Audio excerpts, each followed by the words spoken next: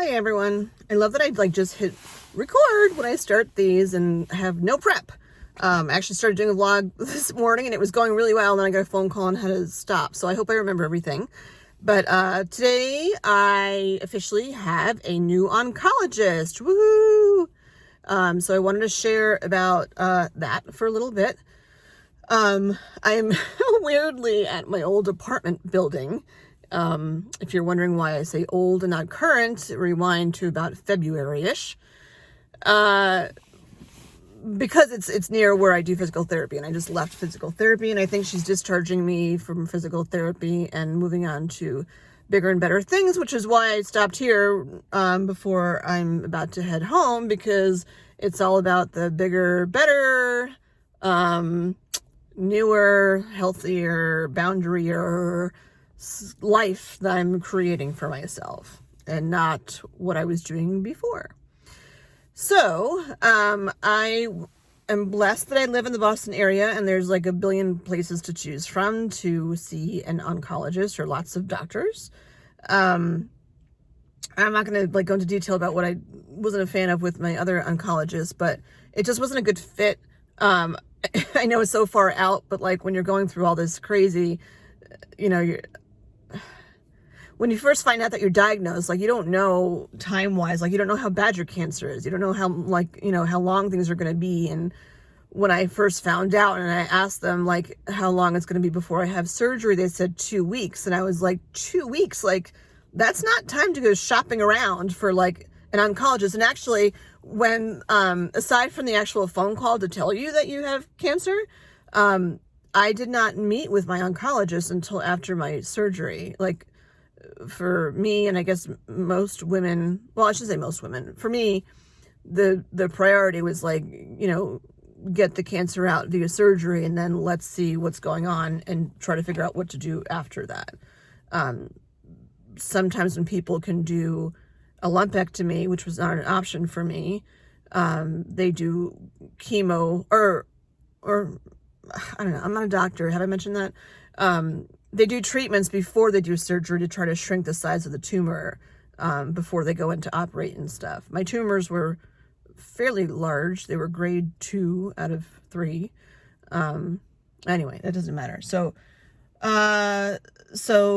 yeah, now that things are settling down, it's been, I'm in December now, so it's been, wow, July, August, September, October, November, December. Jeez, it's almost 2.5 years. That's crazy. It's 2.5 years almost since all this stuff happened. And now it's at the point where it's okay, what are my next steps now? Clearly my Luprons are done. I'm still on tamoxifen, trying to figure out what side effects to blame for the tamoxifen, because I am having more side effects actually being off the Lupron, more deal with the bull. My hot flashes are getting really out of control, which I think is actually a good thing. I'm babbling a lot. Sorry, I'm tired. I want to go home and eat. It's been a long day. Anyway, but I still have 2 Zimettas left to do. And when we were talking about long-term stuff, it was my understanding that I would not have any screenings done until 5 years out from my surgery. No mammograms, because there's nothing to, I have no breast tissue. If you're just joining the show, the show that is my life, I had a double mastectomy, so there's no breast tissue to put in a mammogram, so I can't have, or there's no point in having mammograms. And then ultrasounds would just be something's wrong, but I was told that they were doing an MRI after 5 years, just to I think it's an MRI, just to make sure that they got it all, because you have the surgery, and I had a lot of lymph node removal, but they all came back fine. And so it's not, when people ask me, so are you clear? And I'm like, how does anyone actually know that they're totally clear? I don't know if there's one rogue friggin' cancer cell in my body. I have no idea. And that's why you're on stuff like the tamoxifen, that's more systemic, to, if there are any cancer cells, the tamoxifen would, make them starve and die. So I wasn't a big fan of that. And the Lupron I finished after 26 monthly infusions, which is a long time. It was like I did it, because I needed to, and it was never prescribed actually for the cancer. It was for me, and as I'm learning, it's like lots of people. When I was diagnosed, I had an IUD. Like I'd had an IUD for a while, but when they found out that my cancer was hormone fueled after I had my biopsies done, the IUD, which emits hormones, needed to go goodbye. So I had the IUD taken out, but the IUD was in there to control my bleeding. And so once it came out, it was like, boom, and not enjoyable. Like, I mean, I'm understating that very much so. Like, I literally couldn't get off the couch because I was just passing blood clot after blood clot. It was awful. So they put me on the Lupron to get the bleeding under control. And I found out today a couple of things. It was a really, really good appointment. I found out that, or maybe that wasn't today. Someone that I know told me that they were on Lupron and it didn't stop their periods. I find that very hard to believe because, like, who's my age? Like, I'm 50. I just turned 52. I find it hard to believe that, like, Lupron wouldn't stop your periods. But anyway, but the doctor today told me that the tamoxifen also can have a side effect to stop your periods. I didn't really get that those two were related. I guess it makes sense because well, no, it's killing off. I don't know the science behind it, but there are people that say that their periods stop just from taking the tamoxifen, which is interesting. I've never heard that before. So anyway, so yeah, my gynecologist was the one who had prescribed the Lupron. The deal was for me to be on it for 2 years and then, like, review what was going on at that time. I was on it for 26 months. I went a little bit over just because of runway. I didn't want to have my period potentially for the Runway for Recovery show. And my oncologist was not happy that I went off the Lupron. And I said, like, God forbid that my periods come back. Knock on wood, they won't. I'm manifesting that they don't. But in this small percent that they possibly do, like, what's the plan? And like I said, I'm 52. I have 2 grown children. I have negative desire to have any more children, so I don't need my ovaries. So, I am totally fine with having an oophorectomy, which is having your ovaries removed. I don't want to have to go back on the Lupron, where my oncologist said, you could just start back to Lupron if your periods start. And I'm like, no. I believe in medicine and all that. It's not like I'm coming from, like, total left field here, but as you can see from my vlogs that I had, like, the Lupron, aside from, like, basic things, this cyclical aspect of the rage that I would have and the anger and the sensory, the crazy, like, I did that for freaking 26 months and I'm like, I can't keep doing this. Like, I don't recognize myself, not all the time. There was a very clear cycle of when things would happen, and it would pretty much be like a week and it used to be a week before Lupron is when I would notice these things, and then it was like a week and a half before Lupron, then it would start up again. I'd go into, like, really big bouts of sadness, and I get that even with the tamoxifen, a lot of women say that they get depressed and sad, cry for no reason. That happens during menopause anyway, so I feel like that's kind of to be expected, and I would just, like, sucked it up and just knew, like, if I'm crying, I'm like, oh, I should check the calendar. Yep, it sounds about right. But, like, the crying is one thing, but the Lupron just put me in some friggin' dark places, and I started getting worried about myself, and reached out to, I see an oncology psychologist. I have since the get-go, and I said, like, I can put up with a lot of shit, and I'm starting to get worried about myself. So this is where I'm, like, putting my big lady pants on, literally, because of the weight gain, and make some decisions for myself. So that, and I guess one of the tipping points was that the oncology nurse I see, who I adore, retired. So once she said she was retiring, I'm like, I need to make some changes, because she would be the one to really listen to what I would have to say, and, like, I'd go there, see her in person, and, like, she'd give me a hug or something. It was just like warm fuzzy, and it's not that I just need a warm fuzzy, but that has to be part of the process. I felt like I wasn't part of my own team and what decisions were getting made. I was like being told what was happening versus like, here are options, let's try A, B, or C. So anyway, that's where things started turning when she said she was retiring, and she knew I wasn't happy with like how things were going. And she said, you know, I could recommend some other people for you, or my doctor could recommend, my oncologist could recommend some other people. So I'm like, okay. So they gave me some names for some people. And I, you know, did my research online of what I could see. What's interesting is, well, A, for me, I wanted to see a female.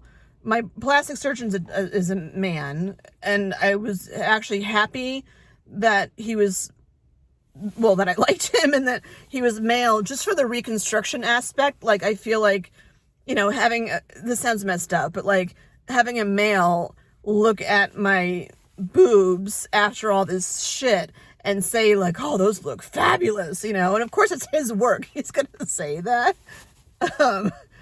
But it means more coming from a man, to me at least, because I very much felt and am still processing like the feeling of loss of womanhood when you lose your breasts and your nipples and whatever. But I wanted to have a female oncologist. I didn't want, I don't know, I didn't want a man like digging in there to deal with my boobs. I don't know, which I know sounds like backwards of what I just said about my plastic surgeon, but I'm all over the place. I spoke way better this morning. Sorry you missed that. It got cut off. So yeah, I did my homework, and then I've mentioned before that I'm in this group that we had a breast cancer support thing, and we meet after the like class part ended. We meet on Zoom every 2 weeks.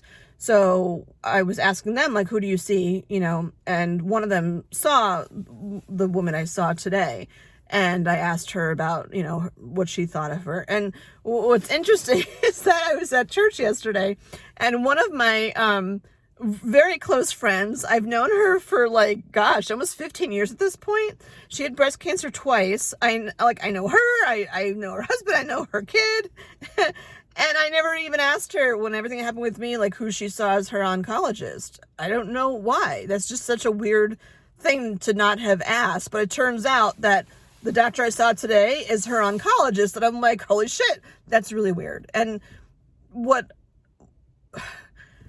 the people that, it's like when you move someplace new, when you want to get your hair cut and you don't know where to go because you don't know like who's who, and you find someone who has really good hair and be like, hey, where do you get your hair cut? You know, for me, it was that way with the oncologist. It's like, with finding the new oncologist.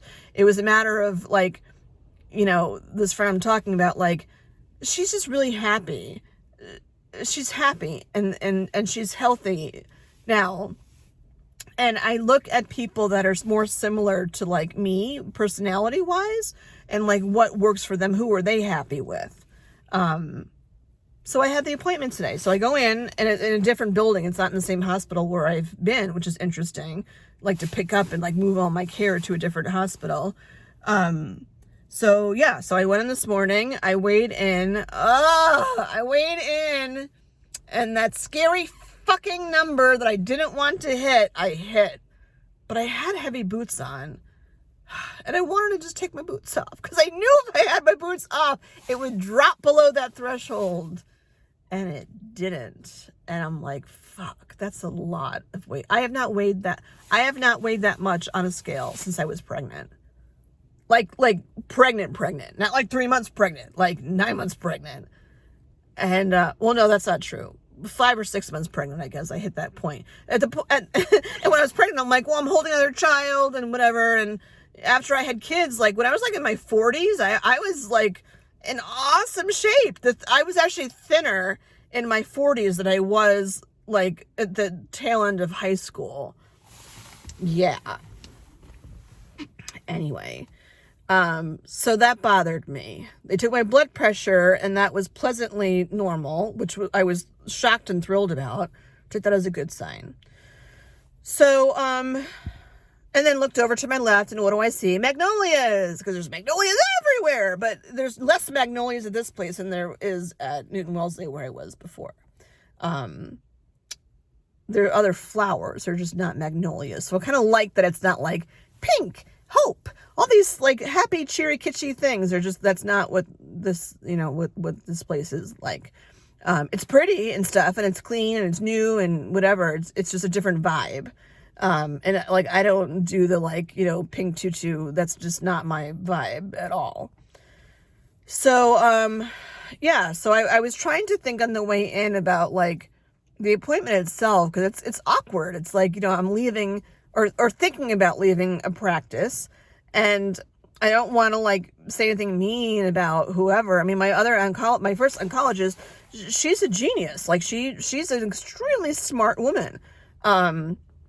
It's just that we just don't click, I mean, it just is what it is. And I've tried, and we've communicated with each other, and it's just like, and it's not just me. I've heard other patients of hers say the same thing about just, sometimes people that are really, really smart aren't, like the personal skills aren't there as much. But anyhow.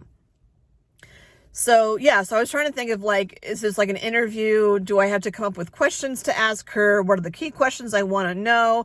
I have to phrase what I'm saying very like precisely so that I don't like say anything negative about my old oncologist, and explain clearly and professionally like why, I want to be there, and I don't want to interrogate her. And then I'm like, when I get to the office, I'm probably going to forget all of these things that I'm trying to plan to say in the first place. So, and then I had like a really long wait just because it's Monday, and there was like really bad weather this morning. So I think that was part of stuff too. And it's right before Christmas. So like, they're just like super mobbed.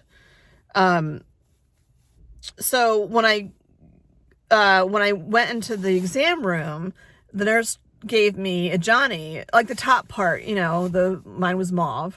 But she said, like, put this on with the, the opening in the front. And I'm like, oh, okay. So this is like an actual like doctor appointment. Like this is beyond just the interview. Like she's actually going to be looking at the foobs. So that kind of turned everything for me, because I did not expect that to happen. I thought like we were just going to like sit and like chat. But I mean, we did chat, but like with me with the, mauve Johnny thing on. So I wasn't expecting that. But it was a really good appointment. So she came in, and, I'm not going to go through all the specifics, but like, I was happy with how I phrased things to her. I thought I came across pretty well, and I name dropped just to let her know, oh, these two people are my friends, and they say you're awesome. So like, let's be awesome together. That's not what I said, but you get the gist. And I explained to her some of my concerns about things like what's going on that like is not working or whatever. And like when it came to the Lupron, I said to her, like, I'm curious as to your 2 cents with this whole thing, that like, would you be not happy about me getting off the Lupron? Like, does that upset you or whatever? And when I said to her that like, if my periods do come back, which they won't, if they did, but they won't, I said like, having my ovaries removed is not off the table. Like I would be fine doing that. From my understanding, it's laparoscopic, and it's pretty, I'm not getting like a full hysterectomy. There's not like enough things wrong with my uterus to need a full hysterectomy.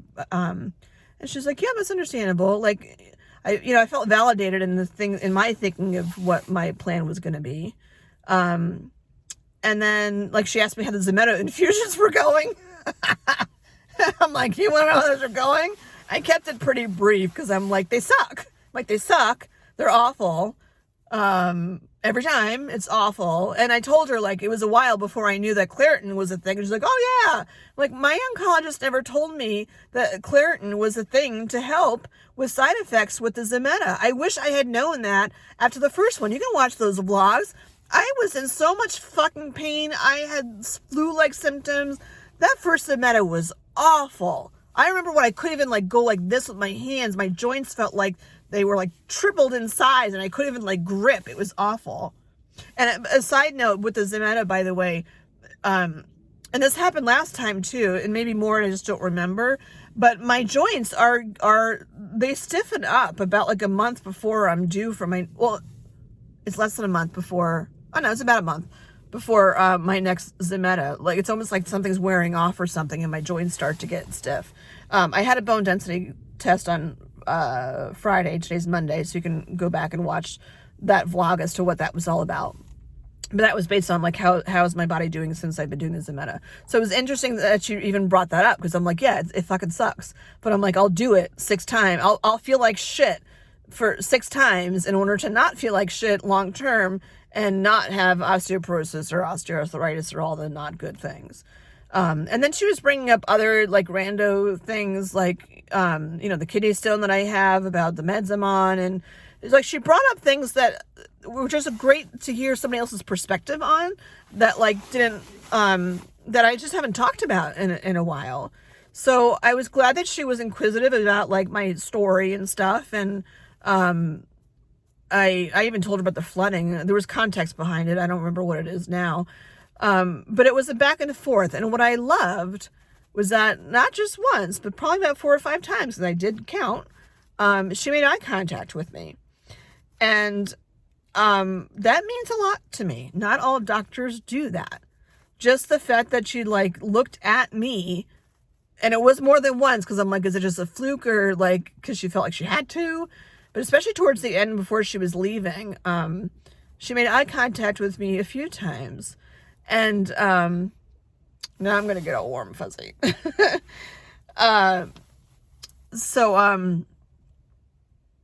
Yeah, there's more. I'm just not remembering everything, but I knew pretty much right away when I met my first oncologist that like I'm just not as excited as she is. You can again watch. I did a vlog on that after my first oncology appointment, when they told me that I didn't need chemo. And I was more surprised, like, why wouldn't I need chemo? Like, you have cancer, don't you get chemo? I just didn't like understand. And the friend that went with me was so excited. And I'm like, I should be excited that I don't need chemo. Why am I not excited that I don't need chemo? What's wrong with me? Like, why am I not having their reactions? Because they're like, oh, yay! Like, smiling, cheering. Well, my friend was cheering up, but like smiling and cheering. And I'm like, that's not how I feel right now. And I don't know why I don't feel that. But yeah, the cheeriness just wasn't there. And I get now of like the not understanding, well, if I don't need chemo, then like what's going to happen instead? I didn't understand. And when I met the woman today, she's like, you have a really favorable oncotype score. My oncotype was a 7, by the way. If it's above 25, to my understanding, is when, like if it's below 25, from my understanding, there's no clinical benefit to having chemo. And my lymph nodes were clear, even though they took a lot of them. So yeah, she was just talking about all these like several factors about me. It wasn't just like, yeah, now you're on my list and let's move along. Like, I totally did not feel like a number at all when I was there. I felt like I was part of the team, and I wish that I could remember, and I can't remember now because I'm running on like 12 hours. I still have to eat dinner and stuff, and lifestyle wise, like I gotta make some changes because I'm fucking exhausted. I'm exhausted. Yeah, so as much as I knew pretty much right away that my first oncologist was just like, okay, I probably don't need to like her. She just needs to be good at her job, which I found out later is not true, because you're going to have your oncologist like forever, because you'll be a breast cancer survivor forever. Yeah. But I got the sense, like my gut instinct that like, this is going to work out. Like, she's not perfect. She's got a clinical side to her too. And she talked to me like I was a human being. And that we were working together. And that she wanted to hear from me just as much as I wanted to hear from her, which is huge. And then when she was leaving, so I switched my, because she's like, if you want to switch your care, you have blah, blah, blah, because my Zometa's coming up. And I said, yeah, I'd like to, like, go ahead and do that. You know, even with plastics, like, I knew very much right away, oh my God, that first plastics appointment was not good. Oh shit, I almost forgot about that. And my second plastics appointment with who I have now, was phenomenal. And I knew within like 5 minutes, I'm like, this is the guy. And I got that sense from her today. I'm like, this is where I need to switch to. So we switched to my Zometa. It's weirdly the same day. It's just not in the same hospital. So I will have that done as planned next month. And I said to her, like, I said, normally I have my labs and then I see the doctor and then I have the Zometa. And I said, since I'm seeing you now, does that mean that I won't see you then in January when I go for the Zometa infusion? And she's like, yeah, you probably don't need to see me. She's like, but I think you should see somebody. She's like, you know, why don't you see so-and-so who's my nurse? Because, like, you know, that's her main person and who I'd be seeing or talking to, like, pretty frequently. And she's like, you know, she said something like, I think it's important for you to meet the other people on the team. And I'm like, no, I'm in the cool club. Not the cool club. I'm in the warm, fuzzy, nice club. And I like that. And so that made me feel good. So I was ready to pack up and, you know, go, whatever. And she said something, I can't remember word for word, but she said something like, welcome to the team, or like, you know, I'm glad that we're going to be working together on the same team, or I'm not coming up with the best words because I can't remember, and there's a guy getting out of his car next to me and it's a little awkward right now, because I know him and I don't really want to say hi because I want to finish my vlog. But she said something that was just like, oh, I remember. She said, we got this. Something like that. It wasn't about a team thing. She said something like, you know, we got this. Like, we're going to figure this out. That's what she said. We're going to figure this out. Like, together. And, like, sold. Signed, sealed. You know, good. So, yeah, it was a good morning. And I had a really busy day, so I have to, like, stop talking because I need to, like, get some food and eat and stuff. Oh, one thing she brought up too, because being that I'm coming from physical therapy and the weight thing, I was just really upset about the weight thing.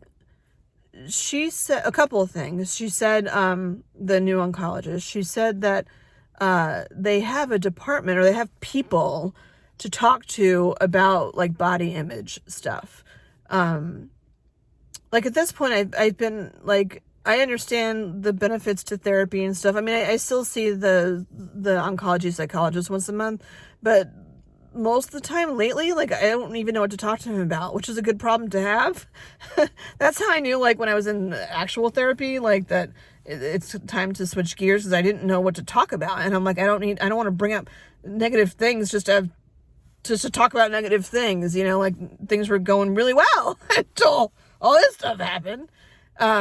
But I said to her, like, I do have some body image things. I'm like, I put on all this fucking weight in, like, a pretty short period of time. And she asked me what my baseline weight was.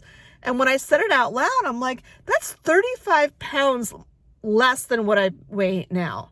And granted, like, I had been diagnosed during the pandemic. And yeah, people were home. They weren't moving as much.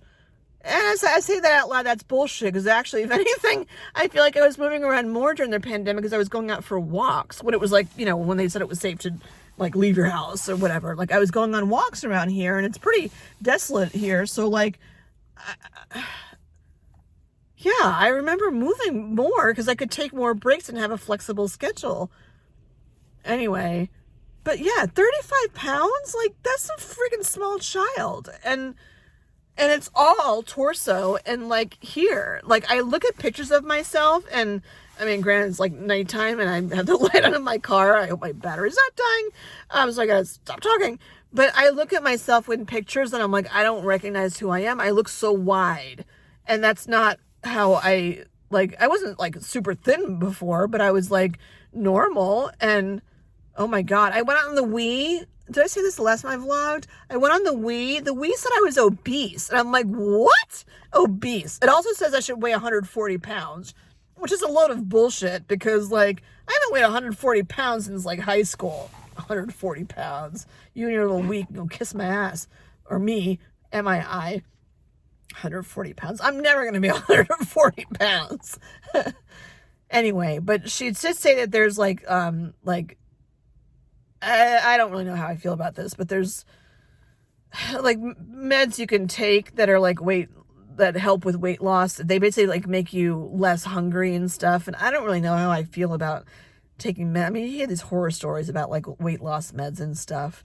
But there was also, when I told her about my hot flashes increasing since I've been off the Lupron, you know, the meds that I've been on them now for like 2 years. And even, oh, that's why we're talking about the kidney stone. Because I'm like, I've been on meds for the kidney stone for 3 years now. And I'm like, I think I only had the kidney stone because of the cancer. So why am I on this med that's like dehydrating me and slowing down my metabolism if I don't like, if there's not a concern for a kidney stone anymore? I mean, Lord knows I don't want another one, but I don't want to be on a med that I don't need to be on.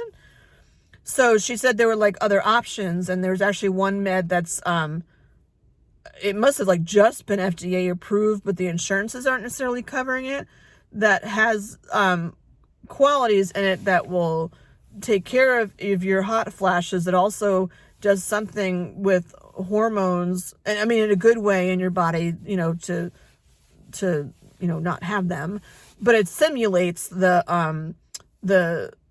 it simulates what it's like to have hormones that regulate your body temperature.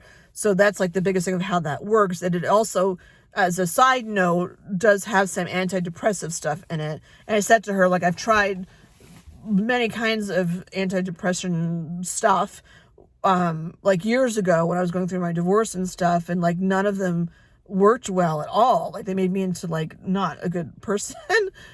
I get these serotonin boosts and it's just awful. So I've never been on an antidepressant.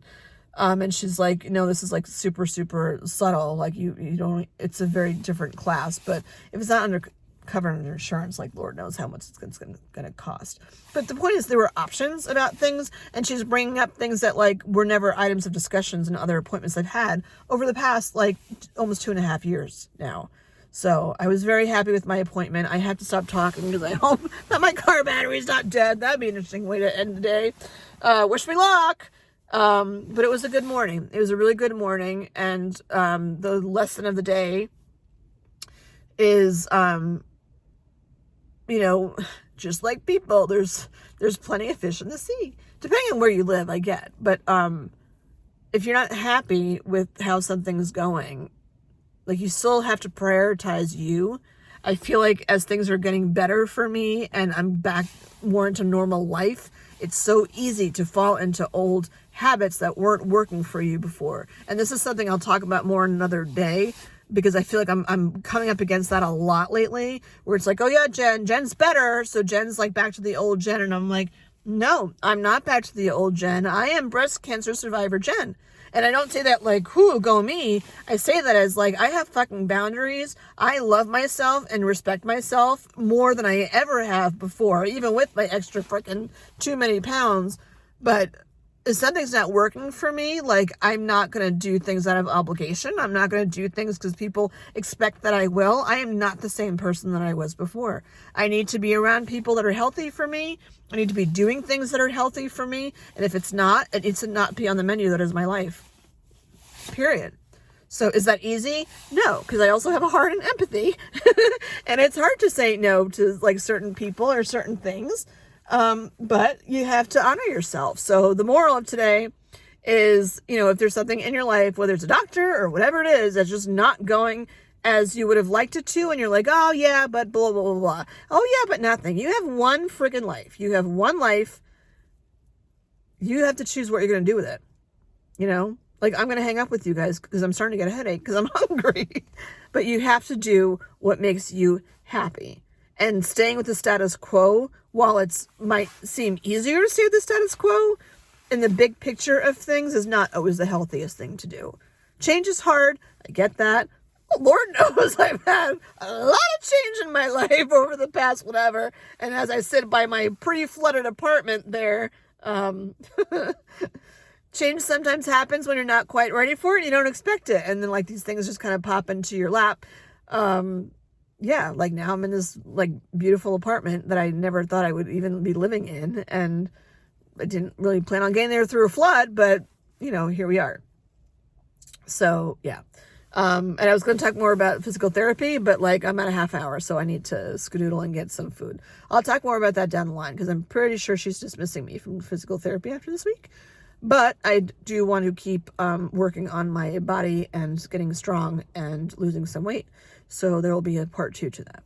All right, stomach grumbly, gotta go. Love you all. I don't know when people say that because I don't even know who's watching right now to say that I love you.